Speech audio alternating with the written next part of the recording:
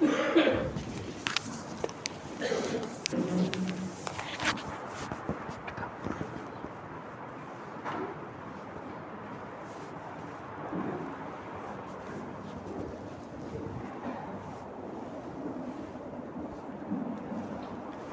علیکم ورحمۃ اللہ وبرکاتہ۔ الحمد للہ رب العالمین والصلاة والسلام علی سید الانبیاء والمرسلین محمد وآلہ واصحابہ اجمعین۔ اما بعد فاعوذ باللہ من الشیطان الرجیم، بسم اللہ الرحمن الرحیم۔ ومن ثقلت موازینہ فہو فی عیشۃ راضیہ۔ اللہم ایدنا بتأییدک، اللہم ایدنا بتأییدک، اللہم ایدنا بتأییدک یا رب العالمین۔ محترم معزز بھائیوں، بزرگوں، عزیز دوستوں، الحمدللہ اللہ تعالیٰ نے رمضان المبارک کا مبارک مہینہ ہمیں عطا فرمایا اپنے اعمال کا پلڑا بھاری کرنے کے لیے، اور اپنے اعمال کا پلڑا وزنی کرنے کے لیے۔ اور آپ کو یہ بات معلوم ہے، اگر کسی پلڑے کو جھکانا ہو دوسرے پلڑے کو خالی کرنا ہوگا۔ جتنا دوسرے پلڑے کا وزن کم ہوگا پہلا پلڑا بھاری ہوگا۔ یہی اصول ہے، یہی ضابطہ ہے۔ ایک پلڑا ہے نیکیوں کا اور دوسرا پلڑا ہے برائیوں کا۔ اللہ تعالیٰ نے دونوں فرشتے ہمارے ساتھ مستقل رکھے ہیں، جس کو ہم کرامن کاتبین کہتے ہیں۔ یعلمون ما تفعلون، ہم کیا کیا کرتے ہیں کرامن کاتبین اچھی طرح جانتے ہیں۔ اسی لیے حضرات اکابر فرماتے ہیں، جب تک کوئی انسان اپنے آپ کو نیک نہ سمجھے اس وقت تک یہ فرشتے بھی اپنے آپ کو نیک نہیں سمجھتے۔ کیا مطلب؟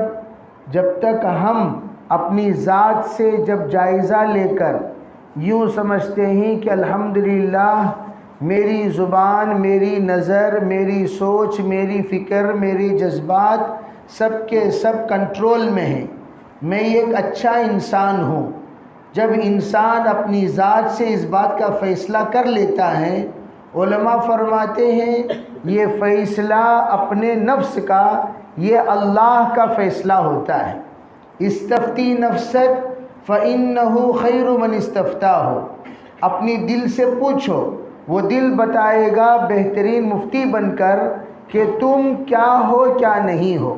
رمضان مبارک کا مہینہ اس لیے آتا ہے تاکہ ہر ایک کے اندر یہ احساس بیدار کرے کہ مجھے تو اللہ کا نیک بننا ہے، برگزیدہ بننا ہے۔ اس کے لیے اللہ تعالیٰ دونوں چانس ہمیں دیے ہیں۔ ایک پلڑا خالی کرو برائیوں کا، توبہ کے ذریعے سے، استغفار کے ذریعے سے اللہ کی طرف متوجہ ہو کر نیک والے اعمال انجام دے کر، اس لیے کہ ان الحسنات یذہبن السیئات، نیکیاں جب بندہ کرتا ہے آٹومیٹک اس کا دوسرا پلڑا خالی ہوتا چلا جاتا ہے۔ جب دوسرا پلڑا خالی ہو جائے گا نیکیوں کا پلڑا بھاری ہو جائے گا۔ اور اللہ کے رسول علیہ الصلاۃ والسلام نے فرمایا، من رضی باللہ بالیسیر من العمل، فرمایا جو اللہ کی طرف سے مختصر عمل سے مراد یہاں پر امیدیں، اشیاء، چیزیں اللہ نے جتنا بندے کو عطا کیا، چاہے وہ کتنا کم کیوں نہ ہو، اگر کوئی بندہ اللہ سے راضی ہو گیا، یا اللہ آپ نے جو کچھ مجھے عطا کیا ہے اس سے میں راضی ہوں، فرمایا اللہ جل جلالہ امن والہ بندے کے کم عمل سے بھی راضی ہو جائیں گے۔ لیکن ہم لوگ دنیاوی اعتبار سے غور کریں، کیا ہم اللہ کے کم جو کچھ ہمارے مقدر میں اللہ نے رکھا ہے کیا ہم اس سے راضی ہیں؟ جب تک ہم راضی نہیں ہوں گے اللہ بھی ہمارے مختصر عمل سے راضی نہیں ہوگا۔ اسی لیے فرمایا حضرات صحابہ کرام کی خصوصیت تھی، فجر کی نماز کے بعد اللہ کے رسول علیہ الصلوۃ والسلام ہمیشہ صحابہ سے پوچھا کرتے تھے کیف اصبحتم، آج تم نے صبح کیا، کس حال میں صبح کیا؟ صحابہ کہتے تھے اصبحنا مؤمنین باللہ یا رسول اللہ، حضور ہم آج ایمان کے ساتھ صبح کیے۔ تو فرمایا کرتے تھے لکل شیء علامۃ وماذا علامۃ ایمانکم، ہر چیز کی علامت ہوتی ہے، تمہاری ایمان کی علامت کیا؟ تو صحابہ 3 باتیں فرماتے تھے۔ پہلی بات کہ ہم اللہ کے ہر فیصلے پر راضی ہیں، نرضی علی القضاء، اور پھر یہ فرمایا کرتے تھے نشکر علی الرخاء، اللہ نے جو کچھ ہمیں عطا فرمایا اس پر ہم شکر گزار ہیں، نصبر علی البلاء، اللہ کے طرف سے جو بھی آزمائشیں آتی ہیں اس پر ہم برداشت کرتے ہیں، صبر کرتے ہیں۔ یہ 3 چیزیں ایمان والے کے لیے بہت ضروری، اللہ کے فیصلے پر راضی رہنا، اللہ جس حال میں بندے کو رکھے اس حال میں اللہ کا شکر گزار بننا۔ دوسری بات، اللہ نے جو کچھ بھی عنایت فرمایا چاہے وہ کم ہو یا زیادہ، صحت کے اعتبار سے ہو، صلاحیت کے اعتبار سے ہو، اور دیگر تمام اشیاء کے اعتبار سے ہو، اسباب کے اعتبار سے ہو، زندگی کے عیش و آرام کے اعتبار سے ہو، جتنا اللہ نے دیا اس پر بندے کو شکر گزار بننا چاہیے۔ اور تیسری بات، اللہ تعالیٰ دنیا کو دارالابتلاء بنایا، دارالامتحان بنایا، اللہ نے یہاں پر دارالاختبار بنایا، یہاں آزمائشیں ضرور آئیں گی، جو بھی آزمائش آئے ان آزمائشوں پر بندے کو جمنا چاہیے، سہنا چاہیے۔ یہ جنت نہیں ہے کہ ہم آرام کے ساتھ بغیر کسی آزمائش کے، بغیر کسی مصیبت کے، بغیر کسی بیماری کے، بغیر کسی تکلیف کے ہم یہاں سے پار ہو جائیں، یہ جنت نہیں ہے، یہ دارالفتن ہے۔ دارالفتن سے مراد آزمائشوں کی جگہ، آزمائشیں یہاں پر ہوتی رہیں گی، آزمائشیں اللہ کی طرف سے مقدر ہیں، اللہ مختلف قسم سے ہمیں آزمائے گا۔ لَنَبْلُوَنَّكُمْ مِنَ الْخَوْفِ وَالْجُوعِ وَنَقْصٍ مِنَ الْأَمْوَالِ وَالْأَنفُسِ وَالثَّمَرَاتِ فَبَشِّرِ الصَّابِرِينَ۔ اللہ تعالیٰ فرماتے ہیں ہم تمہیں آزمائیں گے، اور جب بھی اللہ آزمائے ان آزمائش میں ہم لوگوں کو چاہیے ہم مکمل طور پر اتر جائیں۔ تو علماء کیا فرماتے ہیں، ہم آزمائش مانگنا نہیں چاہیے یا اللہ آپ آزمائیے ہم صبر کریں گے، ایسا نہیں، بلکہ فرمایا اللہ سے عافیت مانگو، صلی اللہ العافیہ، یا اللہ عافیت کے ساتھ زندہ رکھ، عافیت کے ساتھ موت دے، عافیت کے ساتھ اسباب مہیا فرما، عافیت والی زندگی عطا فرما، عافیت والی بیوی عطا فرما، عافیت والی بچے عطا فرما، عافیت والی تجارت عطا فرما۔ اللہ سے ہم عافیت مانگیں گے، آفت سے پناہ مانگیں گے، اور اللہ ہم جتنا سہ سکتے ہیں، لا یکلف اللہ نفسا الا وسعها، اللہ تعالی ہر انسان کو اس کی طاقت کے بقدر آزمائے گا۔ وہ آزمائش میں ہم بس اتنا اللہ سے کہتے رہیں یا اللہ جس حال میں بھی تو رکھا اس حال میں تیرا شکر ہے، اور اللہ کو شکر بہت زیادہ پسند۔ الحمدللہ بندے کی زبان سے جتنا نکلتا رہے گا اتنا زیادہ اللہ کے طرف سے نعمتوں کا، راحتوں کا، عافیتوں کا فیصلہ ہوگا۔ اس لیے الحمدللہ کے سلسلے میں حدیث پاک میں ہے بہترین دعا الحمدللہ ہے۔ کوئی بندہ کوئی اور دعا نہ کرے، صرف اللہ جس حال میں رکھے اس حال پر شکر کا اظہار کرے۔ بھئی کیسے ہیں؟ الحمدللہ۔ تجارت کیسی چل رہی ہے؟ الحمدللہ۔ بچے کیسے ہیں؟ الحمدللہ۔ گھروں بار کیسا ہے؟ الحمدللہ۔ آپ کے پاس جو بھی سوالات آئے ہر ایک کے جواب میں آپ نے کیا کہا؟ الحمدللہ، الحمدللہ، الحمدللہ۔ یہ الحمدللہ اللہ جب بندے سے سنتا ہے، بندہ کوئی دعا ہی نہ کرے کرے تب بھی اللہ نوازتا چلا جائے گا۔ یہ الحمدللہ شکر ہے۔ اللہ تعالیٰ نے جو قرآن میں فرمایا لئن شکرتم، یعنی اگر تم الحمدللہ کہتے رہو گے کہتے رہو گے کہتے رہو گے ہر حال میں، لأزیدنکم، میں آٹومیٹک تمہاری نعمتوں میں اضافہ کرتا چلا جاؤں گا۔ لیکن آج ہماری زبان سے الحمدللہ بہت مشکل سے نکلتا ہے۔ حضرات علماء فرماتے ہیں ہمیشہ جو بھی مصیبت ہم پر آئے ہم اس سے بڑی مصیبت کو سوچ لیں تو اللہ تعالیٰ اس مصیبت کو آسان کر دے گا۔ الغرض میں یہ عرض کرنا چاہ رہا تھا، رمضان مبارک کا مہینہ مصیبتوں کو سہنے کا عادی بنا دیتا ہے، نیکیوں پر چلنے کا عادی بناتا ہے، برائیوں سے بچنے کا عادی بناتا ہے۔ گویا آخرت والی زندگی کی بہترین تربیت، بہترین زندگی گزارنے کا لائق اللہ تعالیٰ رمضان مبارک میں ہمیں بنا دیتے ہیں۔ چنانچہ آپ دیکھیے رمضان میں چاہے بندہ کتنا مجبور کتنا معذور کیوں نہ ہو، اللہ کے حکموں پر عمل کرنے کی حد درجہ کوشش کرتا ہے۔ الحمدللہ رمضان مبارک کا مہینہ آیا، پہلا عشرہ دوسرا عشرہ گزر کر تیسرا عشرہ عنقریب ہم پر سایہ فگن ہونے والا ہے۔ عنقریب ہم تیسرے عشرے میں پہنچ جائیں گے۔ پہنچنے سے پہلے اللہ سے خوب دعائیں کریں، خوب مانگیں اور نیت کریں، یا اللہ جس طرح تو نے رمضان میں دین پر چلایا بقیہ زمانے میں بھی دین پر چلا، جیسے نماز پر استقامت دی، جیسا ماشاءاللہ فجر کا مجمع دیکھیے کتنا بڑا مجمع ہم ہر مسجد میں دیکھتے ہیں، یہی مجمع عید کے بعد کہاں چلا جاتا ہے؟ صفیں ترس جاتی ہیں فجر کی نماز کے لیے، ایک صف دو صف تین صف، بس وہاں پر فجر کے صفیں ختم ہو جاتی ہیں۔ عید کا دن آخری دن ہوتا ہے صفیں بھر کر فجر کی نماز پڑھی جانے کی۔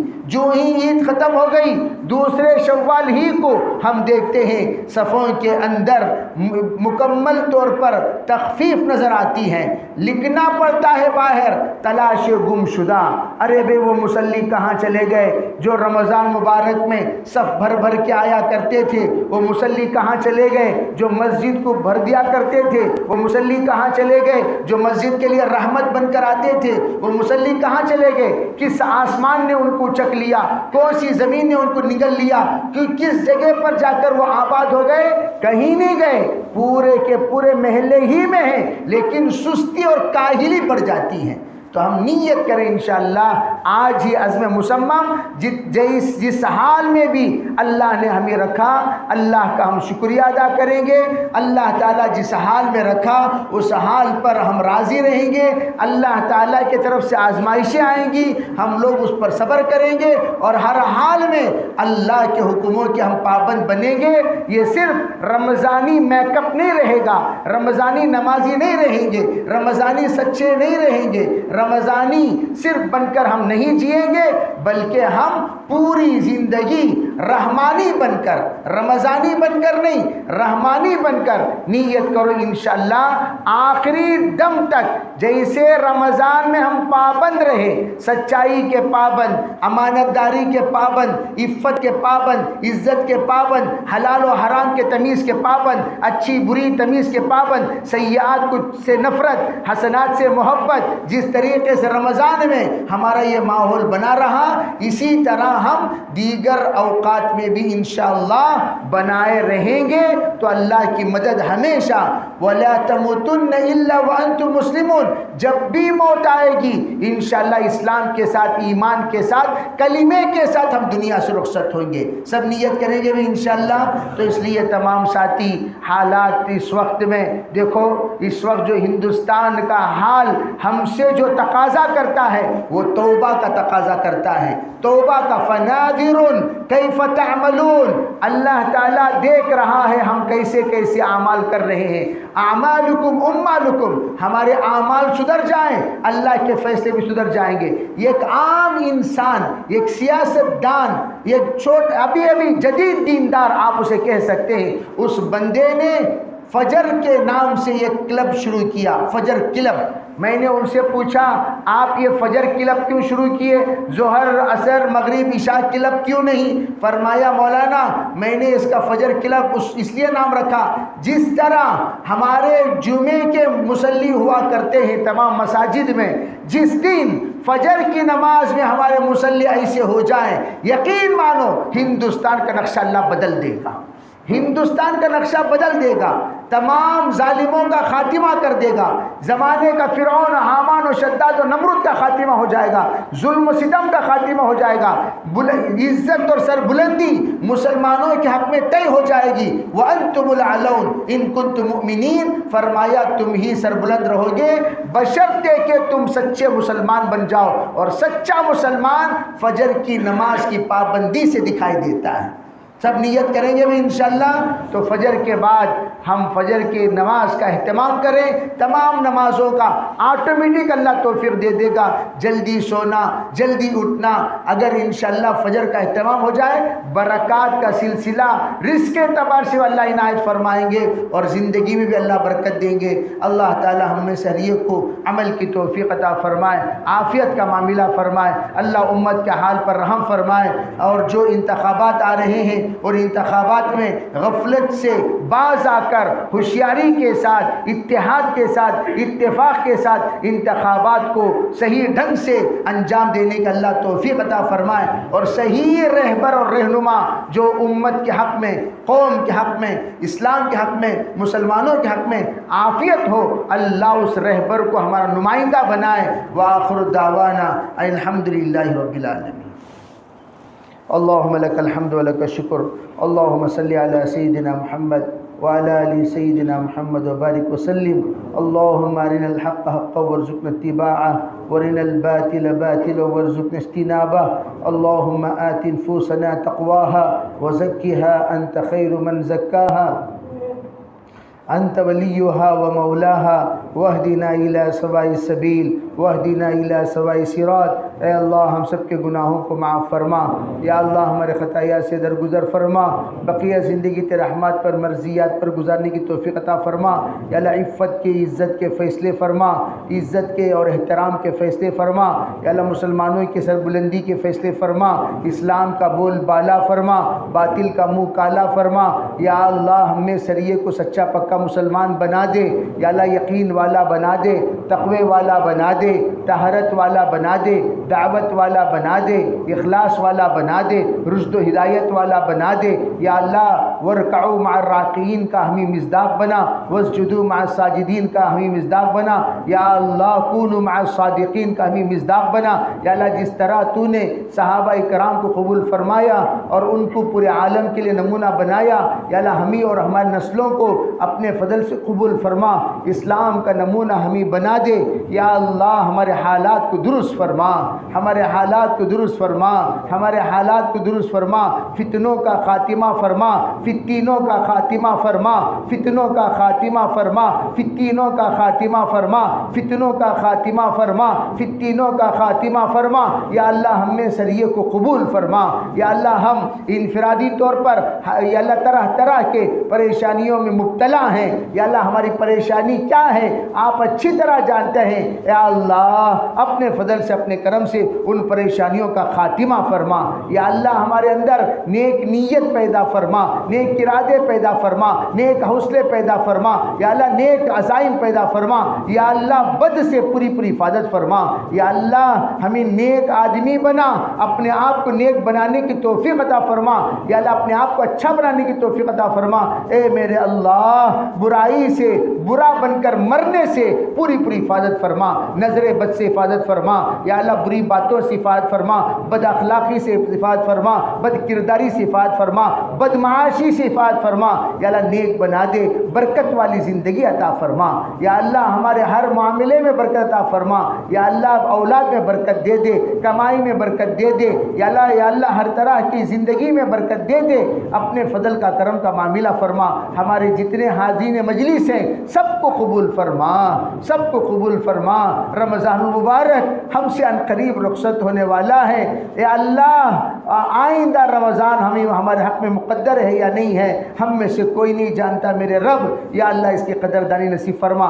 اعتکاف میں بیٹھنے کی توفیق عطا فرما، جو کامل اعتکاف میں بیٹھتے ہیں یا اللہ ان کو بھی قبول فرما، یا اللہ جو کامل نہیں بیٹھ سکتے جزوی اعتبار سے نفلی اعتبار سے تیرے گھر میں آ کر تجھے منانے کے لیے اعتکاف میں بیٹھنے کی توفیق عطا فرما، اپنے فضل سے اپنے کرم سے ہماری دعاؤں کو قبول فرما۔ ربنا تقبل منا ما كان صالحا وسيئا ما كان فاسدا برحمتك يا ارحم الراحمين۔